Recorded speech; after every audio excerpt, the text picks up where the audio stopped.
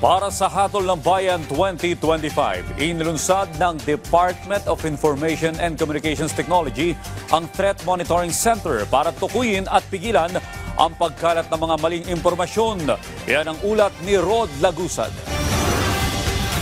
Para masiguro na magiging malinis ang eleksyon, mas pinaigting pa ng pamahalaan ang paglaban sa fake news, misinformation at disinformation kasunod na rin ng direktiba ng Pangulo. Sa inilunsad na 24/7 Threat Monitoring Center na isang real-time digital command post, nakatutok dito ang Cybercrime Investigation and Coordinating Center ng Department of Information and Communications Technology at Task Force Katotohanan, Katapatan at Katarungan sa Halalan ng Commission on Elections, kasama ang Presidential Communications Office at iba pang mga ahensya. Panawagan ni PCO Secretary Jay Ruiz sa iba't ibang social media platforms na makiisa sa gobyerno sa pag-takedown sa mga content na nagpapakalat ng maling impormasyon. Binigyang diin ng kalihim na mahalaga ang mabilis na pag-aksyon para hindi na kumalat ang mga ito at makaapekto sa publiko.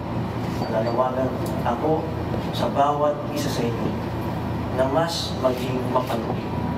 Marami pong nanginira, lalo-lalo na sa gobyerno.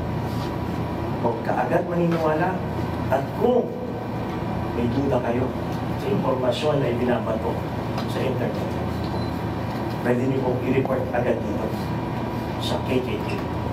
Para kay Bella na isa sa milyon-milyong social media user sa bansa, mas maingat na siya pagdating sa mga impormasyon na kanyang napapanood o nababasa. I make sure na authentic, number one, and dapat po talaga is reliable yung source, and pina-fact check ko po talaga siya. Sa mga iba dyan, let's just make sure na tama yung binabasa natin.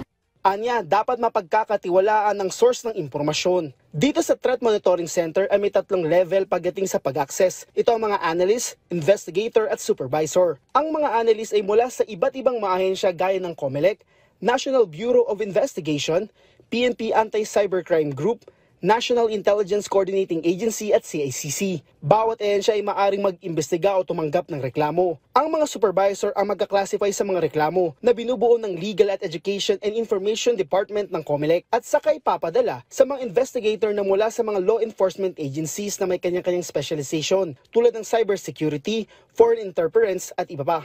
Ma-map out natin.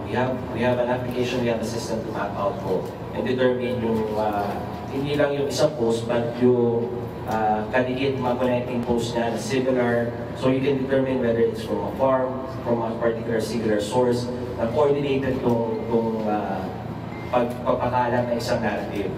Anya, independent ang system na ito at hack-proof.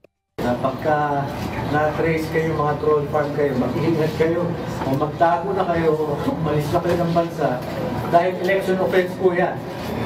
1 year ang pinakamababa. 6 years max. Ayan ay na-report na namin yung mga nagkakalat ng mga disinformation.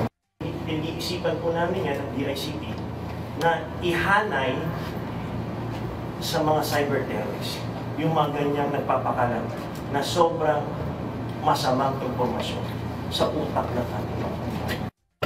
Ito naman sa mga platforms, kami po meron din kaming ginagawang guidelines na kapag sinabi na ng gobyerno na peke ang isang post, ang inaasahan naman namin na sana'y agad mag-disprote.